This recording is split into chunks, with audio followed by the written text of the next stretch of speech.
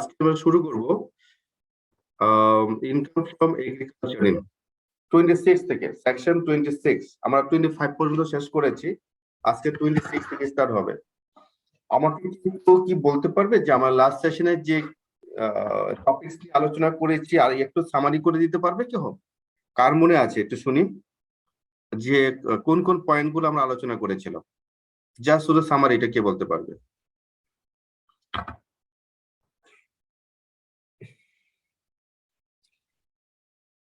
কারণ আমরা যদি এভাবে কন্টিনিউ করি বা লাস্ট যে ইয়েটা ছিল, টপিক গুলো ছিল, যদি এগুলো আমরা একটু রিভিউ না করি তাহলে আসলে একসময় দেখা যাবে যে এগুলো মাথা থেকে চলে গেছে, আবার নতুন করে শুরু করতে হবে। তো আমরা আমরা সামনে এগোবো, বাট প্রিভিয়াস যে সেশন গুলো থাকবে, টপিক গুলো থাকবে, এগুলো অবশ্যই আমাদের মাথার মধ্যে, আমাদের মেমোরিতে থাকতে হবে। তাহলে পরবর্তী যে ইয়েগুলো, ধারাগুলো নিয়ে আমরা আলোচনা করব, বা যে টপিকস গুলো নিয়ে আলোচনা করব, রুলস গুলো নিয়ে আলোচনা করব, তখন আমরা এটা ম্যাচ করতে পারবো, রিকনসাইল করতে পারবো। আচ্ছা, আমরা যে এবং এটা যে রেফারেন্স হিসাবে কোনটা কি, কোনটার এগেইনস্টে কি আসছে, এটাকে আমরা তখন মিলে নিতে পারবো। আদারে যদি আমরা আগের সেশন গুলো বা মাথায় না থাকে তাহলে কিন্তু কোনো লাভ হবে না, আবার সব সময় নতুন করে শুরু করতে হবে। I think this so tough, right? তা আমাকে কেউ পারবে, একজন হেল্প করতে পারবে যে লাস্ট সেশনে আমরা কি কি নিয়ে আলোচনা করেছিলাম? যা শুধু কন্টেন্টটা বলবে। স্যার আসসালামু আলাইকুম স্যার। জি ওয়ালাইকুম সালাম। নামটা বলি দেন আমরা একটু স্যার আমি অমল স্যার। জি অমল, বলো তোমার কি মনে আছে?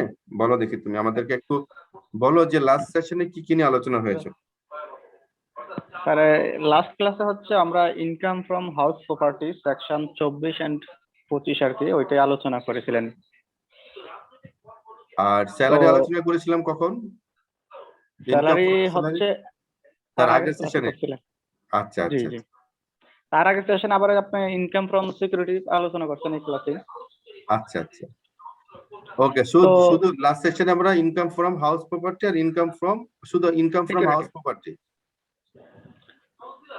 তো হ্যাঁ এই দুইটা নিয়ে আলোচনা করেছিলেন। তো ইনকাম ফ্রম সিকিউরিটিতে হচ্ছে আমরা যে সিকিউরিটির এগেইনস্টে যে ইন্টারেস্ট গুলা পাই, কোন কোন ইন্টারেস্ট গুলা এগুলা আসবে, কোনটাতে আপনার এক্সামশন আছে, কোনটাতে কিছু আছে ফুল এক্সামশন, কিছু আছে আপনার কিছু গ্রস আপ করে নিতে হয়।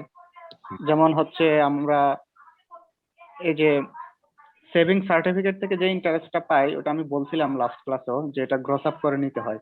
আমরা 90% আমাদেরকে দেয়, কিন্তু আমরা যখন ইনকাম দেখাবো তখন 100%ই দেখাতে হবে, সেই জন্য আমরা এটা গ্রস আপ করে নেই। কিন্তু তারপর ওই টিডিএস হিসাবে এটা আমরা পরে একদম পরে বাদ দিয়ে দেই। আচ্ছা তো আচ্ছা, আমি আমি আমি ছোট ছোট কিছু কোয়েশ্চেন করি। আমি লাস্ট, কারণ আমি আগের ব্যাপারগুলো একটু মেমোরাইজ করতে চাচ্ছি। হ্যাঁ, আমি আবার আবার বলছি, একটু মেমোরাইজ করছি। আমরা ইনকাম ফ্রম হাউস প্রপার্টিতে যে টপিকসটা ফুল সেশনটা করেছিলাম, তো এখানে আমাকে কেউ বলবে যে আমরা জানি যে হাউস প্রপার্টির যে একটা রিপেয়ার এন্ড মেইনটেনেন্স পারপাস একটা পার্সেন্টেজ খরচ অ্যাকসেপ্টেবল, এটা কত পার্সেন্ট ছিল রেসিডেন্সের জন্য? রেসিডেন্সিয়াল জন্য বলবো 25% হচ্ছে রেসিডেন্সের জন্য, আর কমার্শিয়াল হচ্ছে 30%। কমার্শিয়াল জন্য এই আচ্ছা। তো আমরা যখন রিপেয়ার এন্ড মেইনটেনেন্স পারপাস যখন 25% ফর রেসিডেন্স এন্ড 30% ফর কমার্শিয়ালের জন্য যখন আমরা চার্জ দেখাবো, এটার জন্য কি কোনো সাপোর্টিং ডকুমেন্টস ডিসিটি কে দেওয়ার প্রয়োজন আছে? কোনো বাধ্যবাধকতা আছে? না স্যার। Okay fine. আর ব্যাংক থেকে যদি কোনো লোন নিয়ে কেউ কোনো প্রপার্টি করে, হাউস প্রপার্টি করে, সেটা যদি সে ভাড়া দিয়ে ইনকাম পায়, তাহলে এই যে লোন নিল, লোনের ইন্টারেস্টটা কি এখানে বাদ যাবে? সেটা অ্যালাউবল? জি স্যার অ্যালাউবল। ইয়েস, সেটা কি হবে? লোনের ইন্টারেস্ট অবশ্যই বাদ দিয়ে আমাকে ইনকাম বের করতে হবে, নেট ইনকাম বের করতে হবে। ক্লিয়ার? জি স্যার।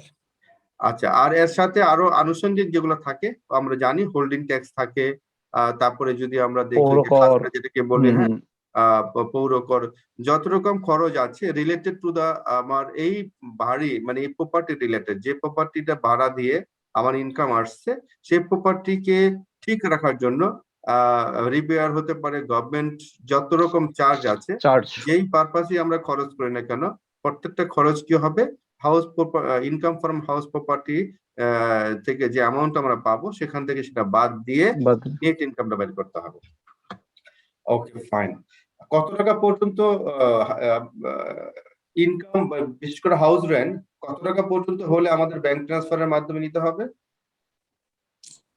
ব্যাংকের মাধ্যমে নিতে হবে? স্যার মান্থলি 25,000 টাকা, অথবা আমাদের চুক্তিতে যদি চুক্তি হয় সেক্ষেত্রে 2 লক্ষ টাকার উপরে স্যার। 2 লক্ষ টাকার উপরে। No no no, 15,000। না, আমি বলছি ভাড়ার ক্ষেত্রে, শুধু ভাড়া বলছি, অ্যাডভান্স মানে পরে আসি।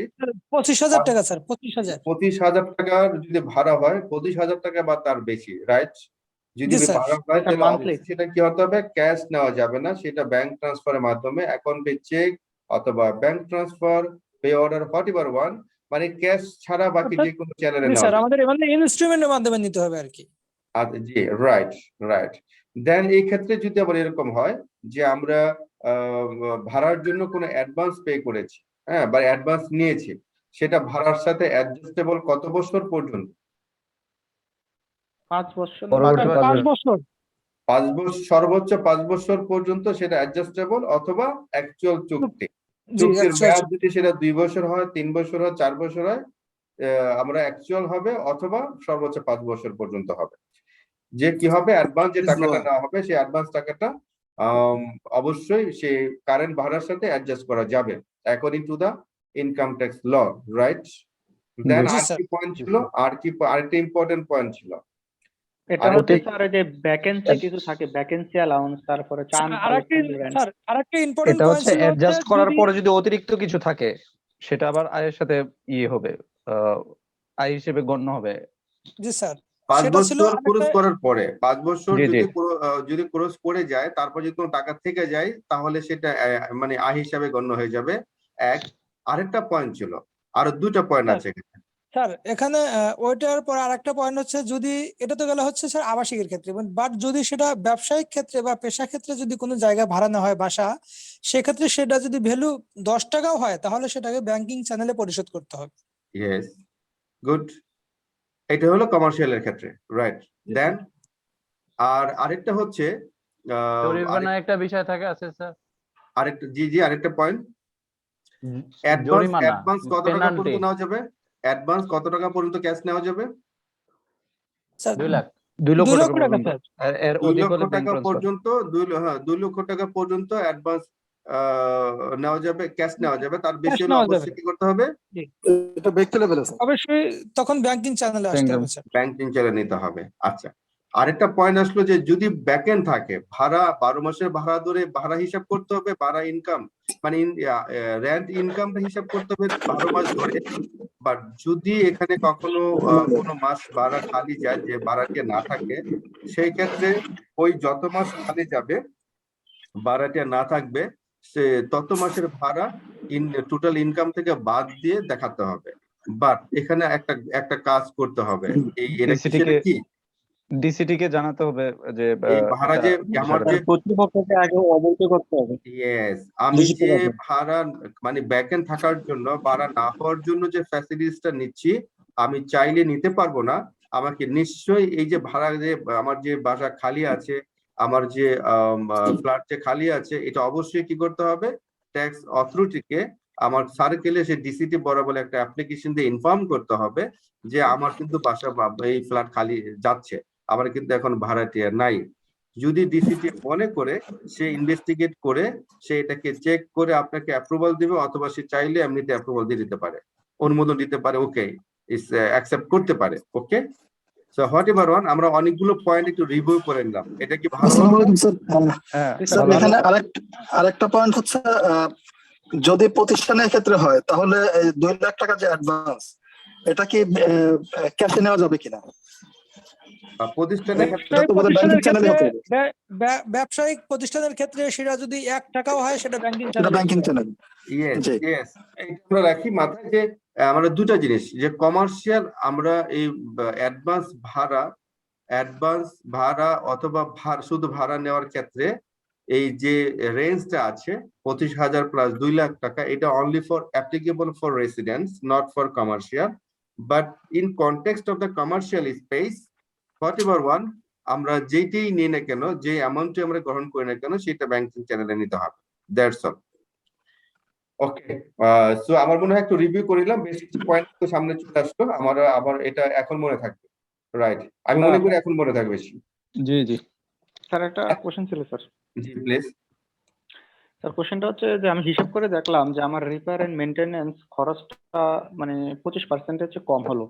তারপরেও কি আমি 25% দেখিয়ে দেবো? হ্যাঁ হ্যাঁ হ্যাঁ, প্রতিবেদন দেখানো অবশ্যই যায়। অবশ্যই। যে সর্বোচ্চটা, যেহেতু এটা কোনো ডকুমেন্ট দিতে হবে না, এর সর্বোচ্চ পার্সেন্টেজটা অ্যাকসেপ্টেবল, অবশ্যই বেশি দেখানো যাবে। খরচ না হলেও 25% বাদ দিয়ে দিবে, দেখানো ঠিক আছে? যাবে।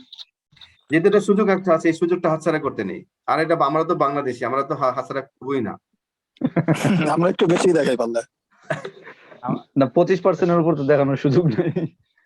সরকার যেহেতু সুযোগ দিয়ে দিছে স্যার। আচ্ছা আচ্ছা আচ্ছা। Okay, so now I'm going to the another session, another topic. This means income from agriculture. আমরা জানি, স্যার আমি একটু জানতে চাচ্ছিলাম, আমি একটা কোল্ড স্টোরে জব করি। আমাদের বাদাম তৈরিতে যারা ফল ব্যবসায়ী, ওরা আমাদের ফ্যাক্টরিতে কোল্ড স্টোরে ভাড়া নেয়।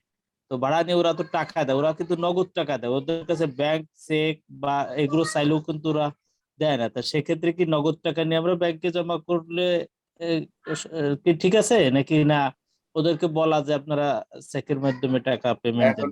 এখন ডিপেন্ড করবে আপনি আপনার ইনকামটা, ট্যাক্স ইনকামটা একটু দেখাবেন কিনা, রিটার্নে দেখাবেন কিনা। যদি আপনি ইনকাম ট্যাক্স মেইনটেইন করতে চান, রিটার্ন সাবমিট মানে রিটার্নকে আপনার রিটার্ন সাবমিট করে আপনার কোম্পানির প্রপার ওয়েতে, তো ডেফিনেটলি আমি জানি না আপনাদের কোম্পানির যে সিস্টেম, তাকে অবশ্যই উচিত, আমি বলছি না যে তার রিটার্ন থাকুক বা না থাকুক, but according to the law বলছে তাকে সেই আইনটা মানতে হবে, তাকে অবশ্যই চেকের মাধ্যমে নিতে হবে। এখন অনেক সময় হয় যে স্টোরেজ, যারা কোল্ড স্টোরেজ থাকে তাদের ট্যাক্স ফাইল হয়তো অনেক সময় থাকে না, বা থাকলেও ওরকম ভাবে তারা মেনটেন করে না, সেই ক্ষেত্রে এগুলো নেওয়া যায়, বাট নেওয়াটা ঠিক হবে না। নেওয়া যাবে, এটা কোনো ইয়ে নেই, আপনার আইনগত বাধা আছে, বাট ব্যক্তিগত কোনো বাধা দেওয়ার কারো কোনো ইয়ে নেই যদি আপনার কোনো রেকর্ড না থাকে, তাই না? বাট করা উচিত না। আসসালামু আলাইকুম স্যার। একজন আমি কিন্তু প্রফেশনাল হিসেবে যতটুকু আমাদের জানি- চেষ্টা করতে হবে যেন ট্যাক্স, গভর্নমেন্ট যেন ট্যাক্স পায়, আমাদের সেই দিকে সেভাবে চেষ্টা করতে হবে। জি, কি বলতেছিল? Okay, thank sir you, sir. শেষের cold কথাটা store তো আসলে স্যার এখানে আমাদের বেসিক্যালি স্পেস ভাড়া হয়, মানে বস্তা হিসেবে বস্তা অথবা কার্টুন, এই কার্টুনটা যতদিন রাখবে সেভাবে। এখানে তো নির্দিষ্ট কোনো ওইভাবে স্পেস ভাড়া হয় না, আমি যতদূর জানি কোল্ড স্টোরের ক্ষেত্রে। So, এইখানে তো ওইটা করা টাফ বোধ হয়। না, তার ইনকাম সোর্স কিন্তু ভাড়া, কোল্ড স্টোরে দুই প্রকারই ভাড়া হয়, একটা তার ওই ভাড়া কার্টুন কিন্তু বেসিসে হয়, আবার দেখা রাইট, যায় যে আমার কোল্ড স্টোরে 50টা রুম আছে, 50টা রুমে 2টা রুম সে কিন্তু চুক্তি নিয়ে ভাড়া নিতে পারে যে রাইট, হ্যাঁ হতে এটা পারে। আমরা রুম চুক্তি অনুযায়ী দিব। আর কিছু পার্টি আছে যারা এক গাড়ি মাল আনতেছে, ওই এক গাড়িতে 500 কার্টুন হচ্ছে, ওই 500 কার্টুনের রেট হিসেবে ভাড়া দেয়। দুইটা রাইট, সিস্টেমই আছে। হুম হুম হুম। আচ্ছা, আমরা এখন ওই প্রসঙ্গ থেকে অন্য চলে আসি। আমরা এখন আমাদের মেইন যে টপিক, আমরা এটাতে থাকি। ওইটা যদি কারো পার্সোনালি এরকম কেস থাকে যে না আমরা এই প্রবলেমটা ফেস করছি, আমি তাকে পার্সোনালি সেটা হেল্প করবো পরে। হ্যাঁ, আমরা যখন কারণ যে টপিকস আলোচনা করি, টপিক্সের বাইরে না যাওয়াটাই ভালো, আমরা আগে আমাদের টপিকসটা কন্টিনিউ করি।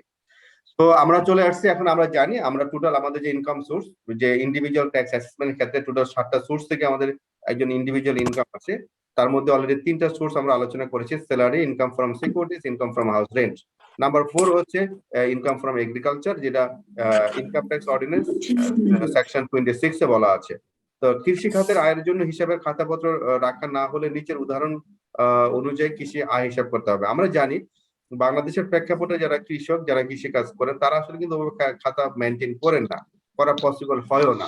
অনেক আছে, অনেকে আমরা যেভাবে জমিতে চাষ করে এসে আমরা এটার মান্থলি একটা সার্টেন টাইম সিজনাল কিছু ফসল হতে পারে, বা 6 মাসে একবার আসে, বা প্রতি মাসে আসে, বা 3 মাসে একবার একটা ফসল ওঠে।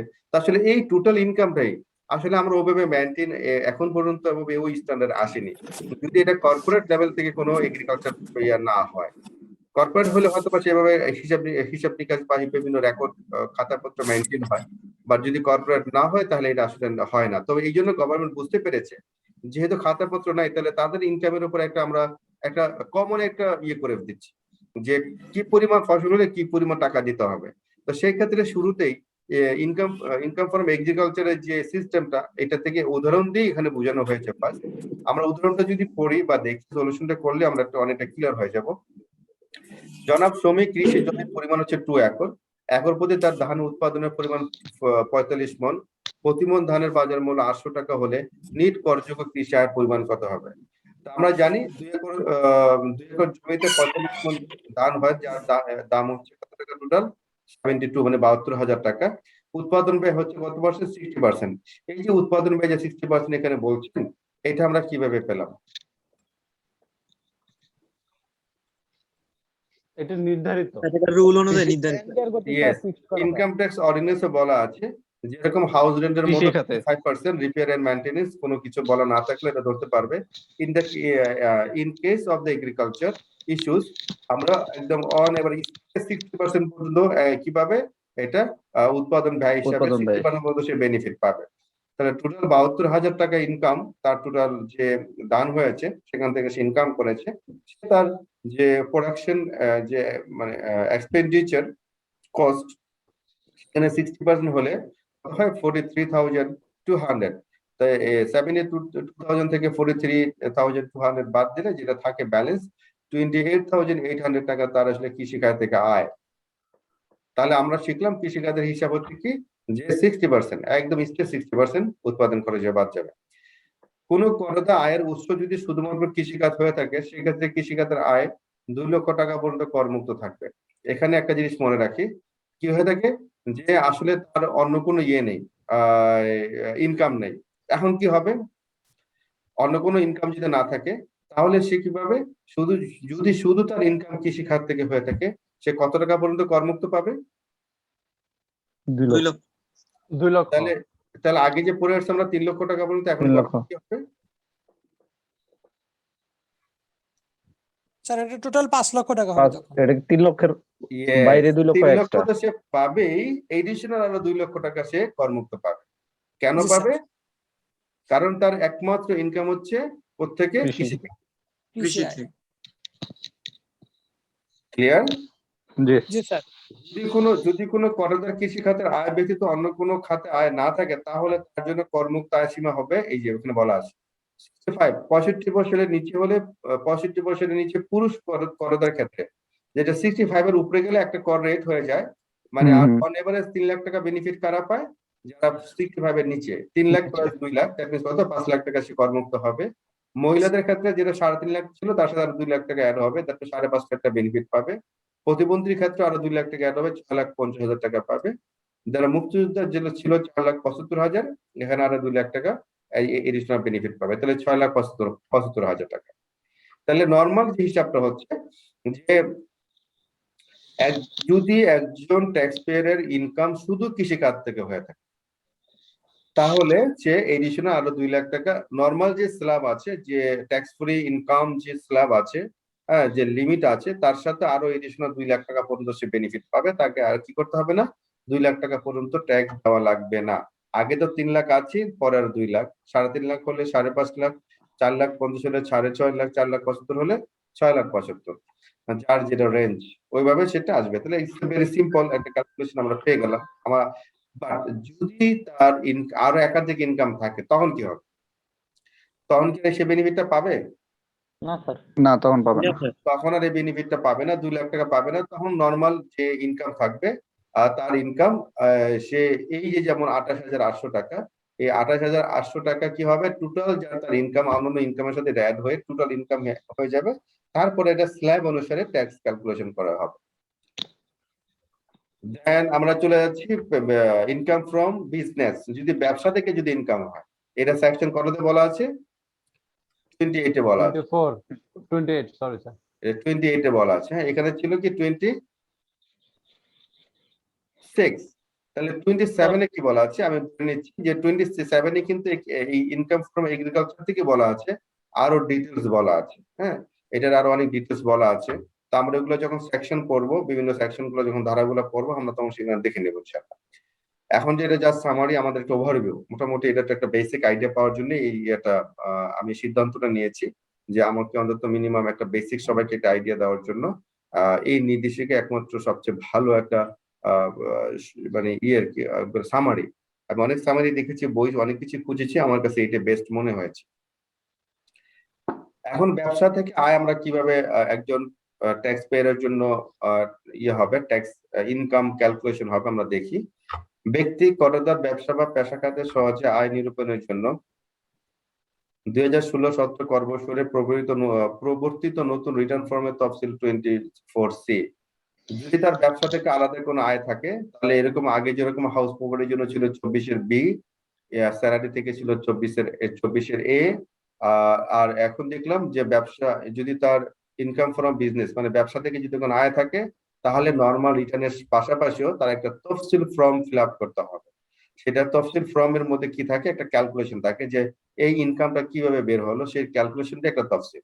তো সেটা আসলে সেই তফসিল নাম্বার কত, তফসিল সে নাম্বার হচ্ছে 24C। উল্লেখিত নতুন আয়কর রিটার্ন ফর্ম ব্যবহারকারী রিটার্নে 28 কর্মীকে ব্যবসা বা পেশা খাতে করযোগ্য আয় থাকলে তফসিল 20C পূরণপূর্বক মূল রিটার্নের সাথে সংযুক্ত করবেন। হ্যাঁ, অবশ্যই সেটা যদি থাকে তাহলে করবো। আচ্ছা, তফসিল 20C ক্রমিক সি, ব্যবসা বা পেশার ধরন, যেমন ব্যবসা ক্ষেত্রে গ্রোসারি ব্যবসা, কমিশন ব্যবসা, জুয়েলারি ব্যবসা ইত্যাদি। ব্যবসা ক্ষেত্রে চিকিৎসা, আইন, কনসালটেন্সি ইত্যাদি উল্লেখ করতে হবে। ক্রমিক 4 এর ব্যবসা বা পেশা, এটা মূলত যে ওই যে ফর্মটা আছে, ফর্মটা আসলে আমাকে ডাউনলোড করতে ভুলে গিয়েছি। আমি নেক্সট একটা ডাউনলোড করে পুরো ফর্মটা নিয়ে আলোচনা করব, যে ওই ফর্মটা নিয়ে এখন আলোচনা করা হয়েছে। তফসিল 24C তে কোন মানে যে পয়েন্ট গুলো আছে, যে নাম্বারে যে ক্রমিক নাম্বার গুলো কোন নাম্বারে কি লিখতে হবে, এটা ব্যাপারে এখানে বলা হয়েছে। তা আমরা পরে এক সময় দেখে নেব। তাহলে এখন আসি আমরা একটা উদাহরণ চলে যাই। ধরা যাক জনাব অতুল আনন্দ স্টেশনের দ্রৌপদী ক্রয় বিক্রয় ব্যবসায় নিয়ে যেত। আর এটা ব্যক্তি মালিকানাধীন ব্যবসায়ের জন্য, তাই না? জি জি জি জি জি, একটু জাস্ট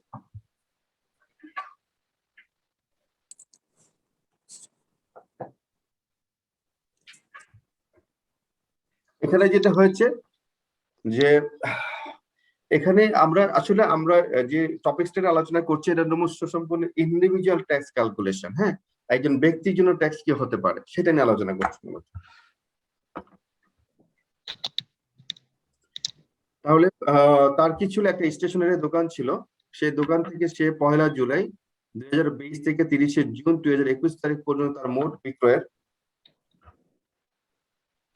30 লাখ টাকা। তার মোট বিক্রয়ের পরিমাণ ছিল কত, 30 লক্ষ টাকা। বিক্রিত মালামালের প্রমূল্য 24 লাখ টাকা, কর্মচারী বেতন 60,000 টাকা, ইলেকট্রিক বিল, দোকান ভাড়া, লাইসেন্স, নবায়ন ফি, পরিবহন খরচ সমতার এর সমষ্টি কত 1 লক্ষ টাকা।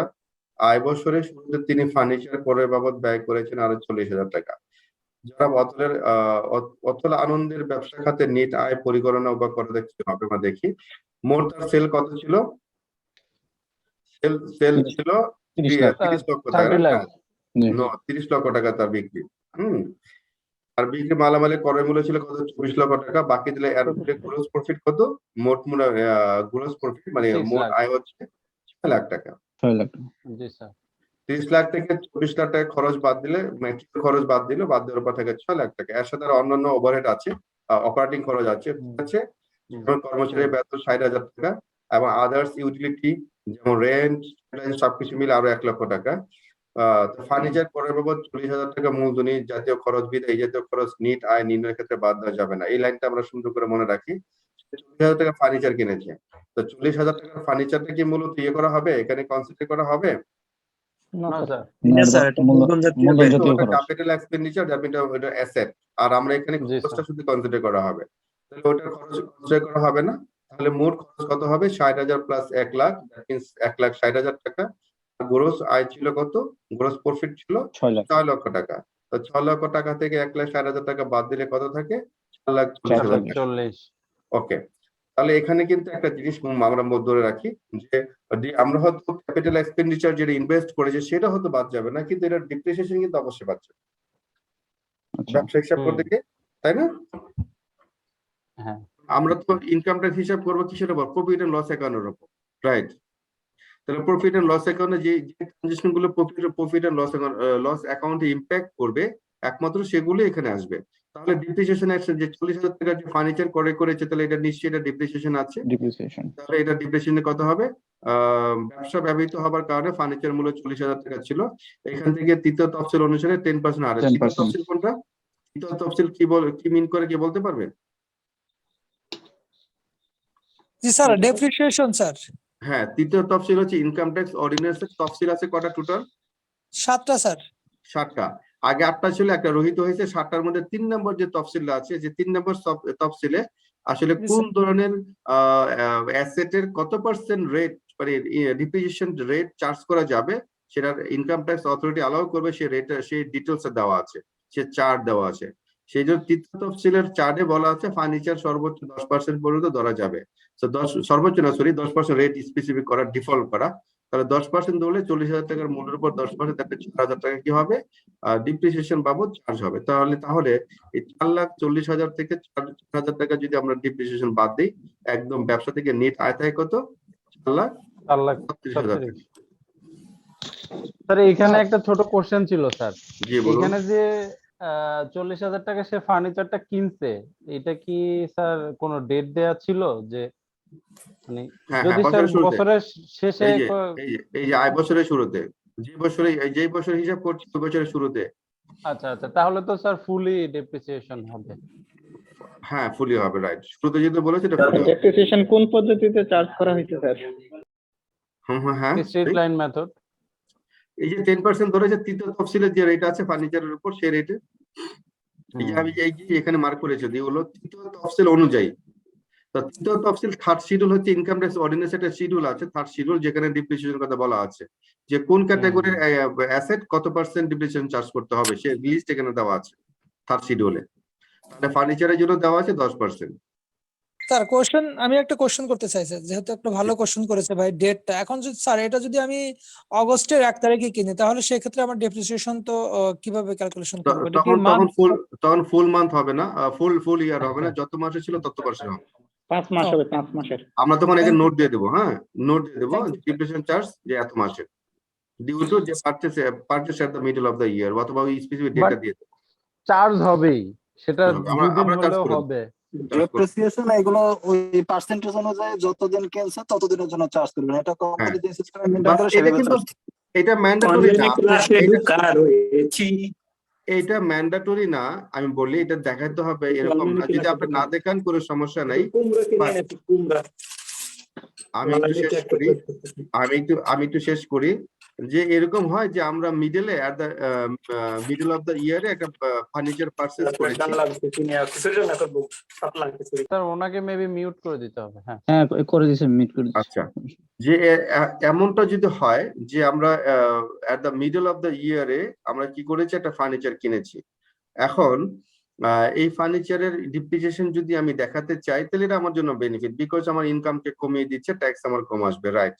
বা যদি আমি না দেখাই তাহলে কিন্তু ডিসিতে রাগ করবে না, কারণ আমি যদি পরের বছর থেকে কন্টিনিউ আবার শুরু থেকে দেখাই, দ্যাট উইল বি গুড, মানে ওকে, নট গুড, ওকে, সেটাও ওকে হবে। বাট আমরা যদি মিডলে কেনার পরে দেখাতে পারবো, বাট যদি আমরা তখন আমরা পার্সিয়ালি দেখাবো যত মাস এটাকে ইউজ করেছি।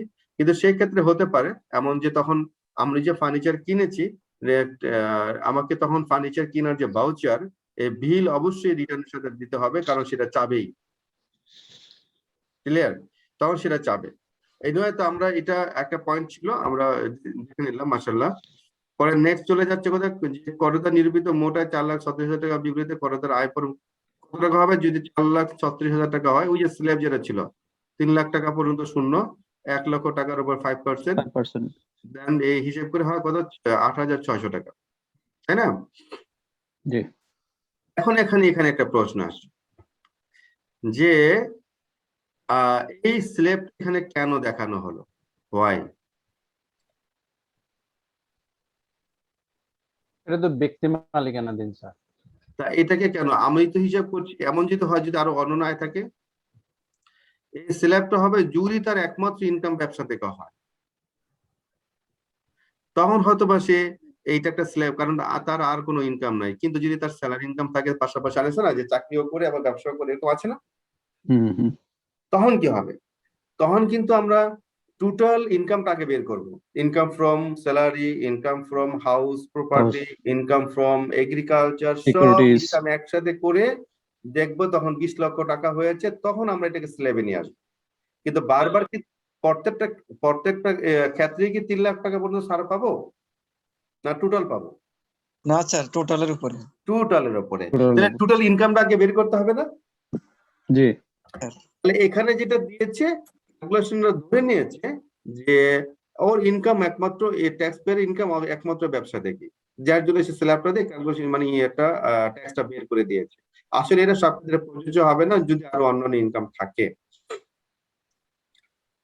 ওকে, স্যার এইখানে যদি সে তার ব্যবসা থেকে নিজে রেমুনারেশন নেয়, সেক্ষেত্রে এটাও তো ইন্ডিভিজুয়ালি ক্যালকুলেশন করে তারপরে এটার সাথে ব্যবসায়ের সাথে ইনক্লুড করে তারপরে ট্যাক্স দিতে হবে। হুম, সে ওই যে এখানে মাঝখানে একটা স্যালারি দেখাইছে। এই যে কর্মচারীর বেতন আমরা বাদ দিয়েছি না, হুম হুম হুম যদি তার বেতন থাকে সে এটা নিবে, ফ্যাসিলিটিস পাবে। এখন হ্যাঁ যদি সে যদি আবার এখান থেকে বেতন নেয়, তার কিন্তু পার্সোনাল ইনকামে আবার গিয়ে অ্যাড হবে সেই Add ইনকাম হবে। স্যালারি, হুম কিন্তু সে বাঁচার উপায় নেই তো। হুম হুম হুম হুম রাইট স্যার। ওকে, দেন মূলধনী মুনাফা, দ্যাট মিনস ক্যাপিটাল গেইন আমরা যেটা বলি। ক্যাপিটাল গেইন শব্দটা মানে কে বলতে পারবে ক্যাপিটাল গেইন কি? স্যার আমি আব্দুল হামিদ স্যার। আব্দুল হামিদ প্লিজ বলুন। স্যার ক্যাপিটাল গেইন হচ্ছে স্যার আমার একটা মানে যে অ্যাসেট আছে সেই অ্যাসেটটা হয়তো আমি মানে যে মূল্য ধরেছি যে আমার আয়স্কার শেষে মূল্য হবে 5 লক্ষ টাকা, বাট আমি যখন ওই প্রোডাক্টটা বিক্রি করেছি আমার সম্পদটা আমি বিক্রি করেছি 5,50,000 টাকা, সে 50,000 টাকা স্যার আমার ক্যাপিটাল গেইন হিসেবে কাউন্ট হবে। ক্যাপিটাল গেইন হচ্ছে যখন কোনো প্রপার্টি সেল হতে পারে, ট্রান্সফার হতে পারে, হোয়াটএভার জি ওয়ান, স্যার। কোনো যদি অ্যাসেট সেলস এর মাধ্যমে যে ইনকামটা আসে, জি স্যার। সেলস এর মাধ্যমে যে প্রফিটটা হয়, হ্যাঁ, সেটাকে আমরা নরমালি ক্যাপিটাল গেইন বলি। মানে ক্যাপিটাল এক্সপেন্ডিচার, ক্যাপিটাল প্রপার্টি, মূলধনী সম্পত্তি স্যার যেটা ক্যাপিটাল অ্যাসেট যেটা কি বলি না কেন, এইটা সেলস ক্যাপেক্স। এর মাধ্যমে, হ্যাঁ, যেটা বলি আমরা ক্যাপেক্স বলে, এটা যদি সেলস বা ট্রান্সফারের মাধ্যমে যদি আয় হয় সেটাকে ক্যাপিটাল গেইন বলা হয়। তাহলে এখানে ক্যাপিটাল গেইনের একটা সুন্দর ইয়ে আছে, ডিটেলস একটা ডেফিনেশন আছে, আমরা দেখে নিচ্ছি। বলছি যে কোনো সম্পত্তি হস্তান্তর করে মুনাফা হলে তার রিটার্নে মূলধনী আয় হিসেবে দেখাতে হবে। এই ক্ষেত্রে সম্পত্তির মধ্যে কি কি থাকতে পারে? জমি, বাড়ি, অ্যাপার্টমেন্ট, কমার্শিয়াল স্পেস, স্টক এক্সচেঞ্জে তালিকাভুক্ত কোম্পানির শেয়ার বা মিউচুয়াল ফান্ড ইউনিট ইত্যাদি অন্তর্ভুক্ত। অন্যদিকে ব্যক্তিগত ব্যবহার্য গাড়ি, কম্পিউটার, আসবাবপত্র, অলংকার ইত্যাদি মূলধনী সম্পদ হিসেবে অন্তর্ভুক্ত হবে না। এখানে একটা ইয়ে আছে, বিশেষ করে আমরা দেখছি একটা লার্নিং আছে আমাদের জন্য, সেটা হচ্ছে বলতে কি বলতেছে, অন্যদিকে ব্যক্তিগত ব্যবহারের যদি কোনো জিনিস থাকে, গাড়ি, কম্পিউটার, আসবাবপত্র, অলংকার ইত্যাদি মূলধনী সম্পত্তি হিসাবে অন্তর্ভুক্ত হবে না। মূলধনী সম্পত্তি তো সেটাই যেটা আমার ব্যবসার জন্য ইউজ করা হয়। জি, রাইট স্যার, ব্যক্তিগত ব্যাপার। সম্পদ আমাদের যদি আমরা যেটা ব্যবসার জন্য ইউজ করা হয় একমাত্র ওইটাকে আমরা কি বলি? সম্পত্তি মূলধনী বলি। এখানে সম্পত্তি। মনে হয় এটা নিয়ে বোধহয় অনেকের আগে কনফিউশন থাকতে পারে। নাও বি ক্লিয়ার যে যদি কোনো অ্যাসেট বা প্রপার্টি যদি ব্যক্তিগত কাজে ব্যবহার হয়, যেমন সেটা গাড়ি, কম্পিউটার, আসবাবপত্র, এগুলা যদি এরকম ব্যক্তিগত সম্পত্তি হিসেবে ব্যবহার হয়, তাহলে সেটা যদি সেল করা সেটা ক্যাপিটাল গেইন হবে না। বাট এখন যদি কোশ্চেন করে যে স্যার আমি তো একটা বাড়ি, আমার যে আমি একটা ফ্ল্যাটে থাকি, এটা আমার নিজের ফ্ল্যাট, আমি যদি আমার নিজের ফ্ল্যাটটা সিলেক্ট করে দিই তখন এটা আসবে কিনা? এটা আসবে? না স্যার। না স্যার। না স্যার। হ্যাঁ, বাট অ্যাসেটটা কোন ক্যাটাগরিতে, এটা কি আমার ব্যক্তিগত ব্যবহারের জন্য কিনা এটাও কিন্তু আমাকে স্পেসিফিক করতে হবে। তাহলে এই জিনিসটা আমরা মনে রাখবো, কারণ এটা আমরা যারা ট্যাক্সের অ্যাকাউন্ট করব সেখানে কিন্তু হেড থাকতে পারে যে ব্যক্তিগত ব্যবহারের জন্য সে একটা গাড়ি ইউজ করে, তার যার মূল্য এত টাকা, তখন আমরা এখানে এবং মূল্য এত টাকা, বিক্রি হয়েছে এত টাকা, তখন এটা কিন্তু ওখানে যে মূল্য প্রফিটটা আসবে সেটা কিন্তু ক্যাপিটাল গেইন হিসেবে আমাদের আসবে না, বাট আসবে আমরা না। নোট দিয়ে দেবো এটা কেন আসেনি। ওকে, বিক্রিত জমি, বাড়ি, অ্যাপার্টমেন্ট, কমার্শিয়াল স্পেস ইত্যাদি রেজিস্ট্রেশনের সময় যে সকল কর পরিশোধ করা হয় তা মূলধনী মুনাফার বিপরীতে চূড়ান্ত কর দায়ের বৈশিষ্ট্য সম্পন্ন ন্যূনতম কর মিনিমাম ট্যাক্স হিসেবে পরিশোধ হয় বলে গণ্য করা হবে। স্টক এক্সচেঞ্জে তালিকাভুক্ত কোম্পানির শেয়ার বা মিউচুয়াল ফান্ড ইউনিট বিক্রয় বা হস্তান্তর হতে ব্যাংক, অন্যান্য আর্থিক প্রতিষ্ঠান, merchant bank, share dealer, broker, কোম্পানির স্পন্সর শেয়ার হোল্ডার, ডিরেক্টর এবং স্টক এক্সচেঞ্জে তালিকাভুক্ত কোম্পানি স্পন্সর শেয়ার হোল্ডার বা ডিরেক্টরদের আয় করযোগ্য।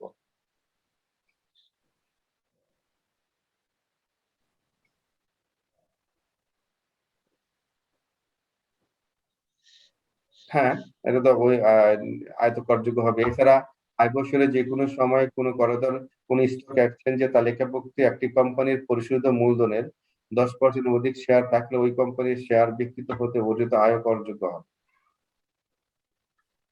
আমরা কি এই লাইনটা বুঝতে পেরেছি? না স্যার, এছাড়া আয় বছরে যে কোনো সময় যে কোনো করদাতার কোনো স্টক এক্সচেঞ্জে তালিকাভুক্ত একটি কোম্পানির পরিশোধিত মূলধনের 10% অধিক শেয়ার থাকলে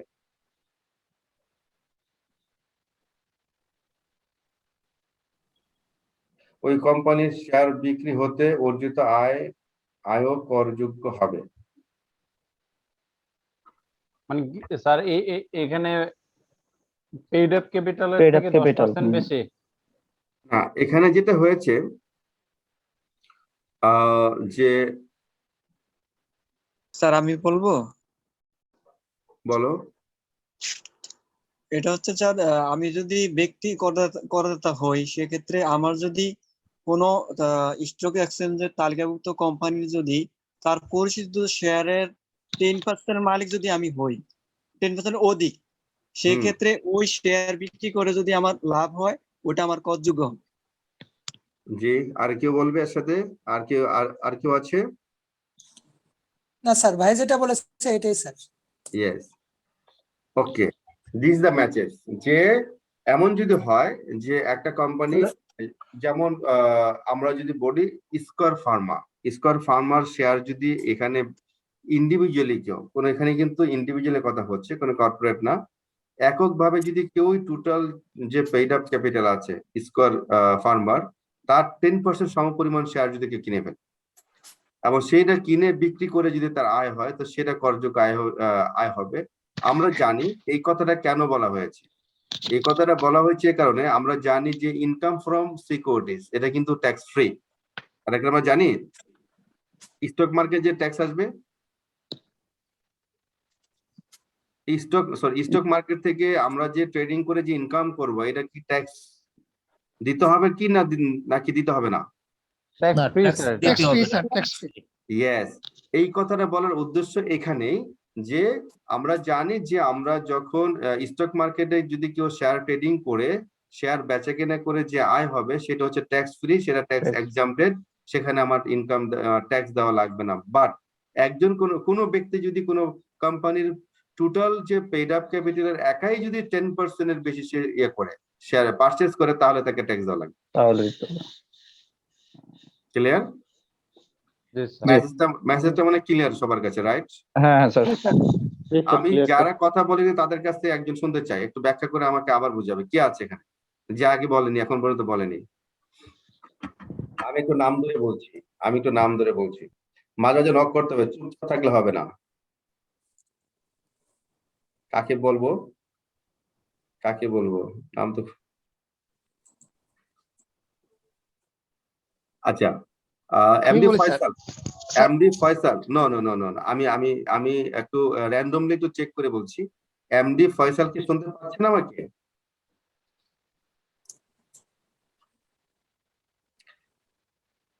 সরি, আমি একটু ইন্টারাপ্ট করছি। আমি চাই যে আপনারা যারা আছেন সবাই আমরা যদি একটু বিশেষ করে একটু করি, যে কোনো টপিকস নিয়ে যদি আমরা কি বলে এটা ইন্টারেক্ট করি, তাহলে কিন্তু এটা আমাদের বেশি মনে থাকবে। ইজি আচ্ছা, হবে স্যার। যদি কেউ বলতে না চায়, এখানে জোরের কিছু নেই, বাট আমি হয়তো মনে করছি যে অনেকেই বলছে না, তাদের কাছ থেকে শুনলে হয়তো ভালো লাগবে। আর দু একজনের নাম বলেন স্যার। আচ্ছা, এখানে কি আছে? অবিনাশ কি শুনতে পাচ্ছেন আমাকে?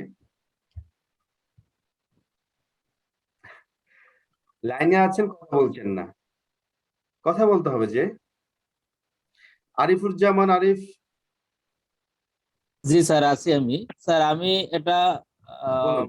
বুঝতে পারছি আর কি, এটাই যে আমি যদি ইন্ডিভিজুয়াল ট্যাক্স দিয়েছি, আমি একটা চাকরি করি, হ্যাঁ, আমি আবার আর একটা লিস্টেড কোম্পানির শেয়ারের যদি তাদের পরিশোধিত বা পেইড আপ ক্যাপিটালের 10% উপরে আমার কোনো শেয়ার কিনা থাকে, তাহলে ওর থেকে যে অর্জিত আয়, ওই আয়টা আমার করযোগ্য আয় হিসাবে বিবেচিত হবে।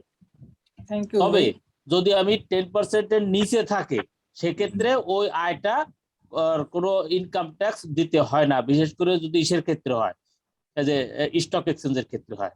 এটাই বুঝতে পারছি sir. Thank you absolutely right, thank you very much mister, thank you very much. এই যে এইভাবে ভালো লাগে, সবাই বললে আমার কাছে মনে হচ্ছে সবাই এখানে বসে। মিন্টু আমাকে শুনতে পাচ্ছ? মিন্টু,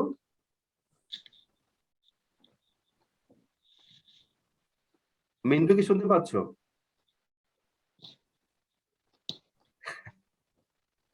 আচ্ছা, এই নয় continue please, thank you very much. আসলে মাঝখান থেকে আমি ইন্টারেক্ট করে নিলাম যে সবাই বোধহয় একটু ঘুমে যাচ্ছে কিনা বা একটু বোর ফিল করছে কিনা, তার জন্য আমি একটু ইন্টারেক্ট করে সবাইকে সজাগ করে নিলাম। নয়, আমরা এখন লাস্ট সেকশনে চলে, আজকের জন্য লাস্ট টপিক, যেটা হচ্ছে আমরা জানি আজকে পর্যন্ত আমরা টোটাল যে আমাদের ইনকাম সোর্স আমাদের আজকে শেষ হয়ে যাচ্ছে আলহামদুলিল্লাহ। সো এই পর্যন্ত আমরা অলরেডি 6টা সোর্স অফ ইনকাম আমরা আলোচনা করলাম, আমরা বেসিক একটা ধারণা পেয়ে গেলাম। এখন আমরা যখন ইন্ডিভিজুয়ালি যখন কোনো ট্যাক্স ক্যালকুলেশন করতে যাব, অন্তত এই 6টার ক্ষেত্রে আমাদের আর কোনো প্রবলেম হবে না ইনশাআল্লাহ। যদি এই 6টার মধ্যে আরো ডিপে অনেক কিছু আলোচনার বাকি আছে, বাট আমরা যখন সেকশন ওয়াইজ যাব আমরা তখন সেখানে আলোচনা করে নেব, কারণ ইনভেস্টমেন্ট অ্যালাউন্সের ইস্যু আছে, তারপরে এখানে বিভিন্ন ডোনেশনের ব্যাপার আছে, এগুলোতে চলে আসবে, ট্যাক্স রিবিট পায়, তারপর সারচার্জের ইস্যু আছে, আমরা পরে এগুলো আস্তে পাবো ইনশাআল্লাহ। তো let's go to the another issues, another topics, যে ইনকাম স্যার ছোট্ট একটা বিষয় জানা ছিল আর কি। এটা হচ্ছে স্যার আগের থেকে যে ডেপ্রিসিয়েশনের ব্যাপারে স্যার, এটা হচ্ছে যে স্যার নরমালি তো থার্ড শিডিউলে যে রেটটা নেওয়া আছে, তো এটা তো স্যার আমাদের ম্যানেজমেন্ট অ্যাকাউন্টস এর ক্ষেত্রে তো এটা ম্যান্ডেটরি না যে থার্ড শিডিউলে যেটা আছে এটাই আমরা ইম্পোজ করব। ম্যানেজমেন্টে ম্যান্ডেটরি না, বা ট্যাক্সের জন্য ম্যান্ডেটরি। কিন্তু ট্যাক্সে যখন সাবমিট করবো, আমরা রিটার্ন সাবমিট করি স্যার, তখন আমাদের যে আমাদের কোম্পানির যে স্যার ফিক্সড অ্যাসেটের যে আমাদের পলিসি আছে, ওই অনুযায়ী করলে পরে কি এটা অ্যাকসেপ্টেড হবে না স্যার? আপনার ওই পলিসি মিস হচ্ছে না, আমাদের শিডিউলে যেভাবে রেট পাচ্ছে, আমরা যখন অডিটেড অ্যাকাউন্ট করব, ডেফিনেটলি আমাকে ওই রেটে ফলো করতে হবে। ও আচ্ছা, ঠিক আছে, থ্যাংক ইউ। এটা ফলো করতে হবে, জি। তো আমরা এখন যে বেতন, নিরাপত্তা, জামানতের উপর শোধ, গৃহ সম্পত্তির আয়, কৃষি আয়, ব্যবসা হতে আয়, মূলধনী মুনাফা, এই সকল আয়ের ব্যতীত, হ্যাঁ, এই আয়ের ছাড়া অন্য যাবতীয় যত আয় আছে এগুলোকে কি বলা হয়? Income from other sources. তো ব্যাংকে গচ্ছিত টাকার উপর শোধ, নগদ, লাভ্যাংশ, লটারি, যন্ত্রপাতি ভাড়া দিয়ে আয়, বক্তৃতা, লেখা, মানে এইগুলা আরো যত রকম আমরা যেখানে 6টা করলাম, আমরা সোর্স অফ ইনকাম আলোচনা করলাম, এর বাইরে যত ইনকাম থাকবে সবগুলোকে আমরা কি করব? ইনকাম ফ্রম আদার সোর্সের একদম জাস্ট একটা কমন ইয়ে। সো এই ক্ষেত্রে যেমন অন্যান্য সূত্রে আয়ভুক্ত কোন উৎস হতে উৎসে কর কর্তন বা আদায় করা হয়ে থাকলে করদাতা মোট গ্রোস প্রাপ্তি আয় হিসাবে প্রদর্শন করবে, নিট প্রাপ্তি নয়। এখন এখানে একটা ব্যাপার আছে, যে এই লাইনটা আমরা একটু খেয়াল করে শুনি। যেমন এরকম হয় যে আমি এক জায়গায় কনসালটেন্সি করে আমি চাকরি করি, দেন আমি আবার বিজনেস করি, আমার ব্যবসা আছে, ব্যবসাতে আয় আছে, ইভেন আমার একটা ফ্ল্যাট আছে, ফ্ল্যাট ভাড়া দিয়ে আমি ইনকাম করি, বা দোকান আছে, দোকান ভাড়া দিয়ে আমার ইনকাম আসে। এমন হতে পারে যে আমার এগ্রিকালচার কিছু ফার্মে ইনভেস্ট করা আছে, সেখান থেকে আমার একটা ইনকাম আসতেছে, হ্যাঁ, তারপর সিকিউরিটি থেকে ইনকাম আসে। সো এখন কথা হচ্ছে যে যদি এরকম হয় যে আমি আবার এর বাহিরে কোথাও লেকচার দিই, কোনো ইউনিভার্সিটিতে একটা লেকচার দেই, অথবা কোনো কনসালটেন্সি করি, আমার ধরে নিচ্ছে যে আমি একটা কনসালটেন্সি থেকে আমার একটা ইনকাম আসতেছে, কনসালটেন্সি থেকে প্রতি মাসে আমার একটা ইনকাম আসে, যেটা কিন্তু এখানে নয়। এই যদি কনসালটেন্সি কিন্তু 6টার মধ্যে পড়ে না, এটা কি হবে? Income from other sources. তো সেই ক্ষেত্রে দেখা গেল যে আমি ওখান থেকে 1 লক্ষ টাকা একটা ফি পাই একটা কনসালটেন্সি করে মাসে, বাট ওরা কিন্তু আমাকে কি করবে? যে আমাকে 1 লক্ষ টাকা দিবে না, তারা কিন্তু আমাকে অ্যাড সোর্সের ট্যাক্স কেটে রাখবে। তো কনসালটেন্সির উপর আমার 1 লক্ষ টাকা দিলে যদি আমার চার্জ হয়, ফি হয়, সেখানে তারা 10% ট্যাক্স কেটে রাখবে। দ্যাট মিনস 1 লক্ষ টাকার উপর 10% ট্যাক্স যদি কাটে, তাহলে 10,000 টাকা তারা কেটে আমাকে কত টাকা দিবে? 90,000 টাকা। বাট আমি যখন আমার ইনকামে দেখাবো, আমি কি তখন 90,000 দেখাবো না 1 লাখ টাকা দেখাবো? স্যার 1 লাখ টাকা দেখাবো স্যার। মোটাঙ্কিত করে দেখাতে হবে। কত দেখাবো? কে 1 লাখ টাকার পক্ষে কে? আর আমি স্যার আমি আব্দুল হামিদ 1 লক্ষ টাকার পক্ষে। স্যার 1 লাখ টাকা দেখাবো। অমর সবাই 1 লাখ টাকার পক্ষে স্যার। 1 লাখ টাকার পক্ষে, বিকজ 1 লাখ টাকার পক্ষে, এবং বাকি যে 10,000 টাকার যে এটা তো টিডিএস পরে আমরা মানে করে দেব, সমন্বয় করা যাবে। পরবর্তীতে সমন্বয় হবে একবার জি। শেষের দিকে। রাইট, এই যে এখানে যে লাইনটা বলেছে এটা হলো সেই মেসেজটা দিয়েছে। হ্যাঁ, অন্যান্য সূত্রের আয়ভুক্ত কোনো উৎস হতে উৎসে কর কর্তন বা আদায় করা হয়ে থাকলে করদাতা মোট প্রাপ্তি আয় হিসাবে প্রদর্শন করবে, নিট প্রাপ্তি নয়, না 90,000 টাকা নয়, মোট 1 লক্ষ টাকায় দেখাবে। ক্লিয়ার? একটা এক্সাম্পল দিতে চাই, সেটা হচ্ছে ডিভিডেন্ড। ডিভিডেন্ডের আমাদের নরমালি 90% দেয়, কিন্তু আমরা দেখানোর সময় 100%ই দেখাতে হবে। একই কথা, আমি যেটা বললাম একই কথা, তাই না? সে আমরা যে ডিভিডেন্ড যেটা হোক, মানে এটার বাইরে আমরা অন্যান্য উৎস থেকে যখন মানে যে ইনকামে আমরা পাই না কেন সেটা যদি টিডিএস করে রাখে, ট্যাক্স কেটে রাখে, তাহলে আমরা গোরস্টা দেখাবো আর ট্যাক্সটা আলাদা বেনিফিট দেবো, দেশ টুলা ট্যাক্সে দিয়ে হয়ে যাবে। ধরা যাক এই যেখানে একটা উদাহরণও দেওয়া আছে। আচ্ছা, ধরা যাক মিজমন যমুনা বক্তৃতা দিয়ে, মিজান হবে না কি হবে, যাই হোক এটার মধ্যে মিজান হবে, যমুনা বক্তৃতা দিয়ে উৎসে করকর্তন 10,000 টাকা কেটে রেখে, ও মা এই যে 90,000 টাকা চলে আসছে, পেয়েছেন, ওই একই কথা তাই না? তাহলে বক্তৃতা বাবদ মিনাজ যমুনা অন্যান্য সূত্রে আয় হবে কত টাকা? এই 1 লক্ষ টাকা আয় হবে, যেটা আমরা একটাকে বললাম। দ্যাটস সিম্পল, বেশ একটা সিম্পল হিসাব। উদাহরণস্বরূপ করদাতার আয়ের সকল উৎসের অন্যান্য নির্গত মোট আয়ের উপর করদাতার পরিমাণ 55,000 টাকা হয়, তাহলে করদাতাকে 10,000 টাকা বাদে অবশিষ্ট টাকাটা আয়কর পরিশোধ করতে হবে।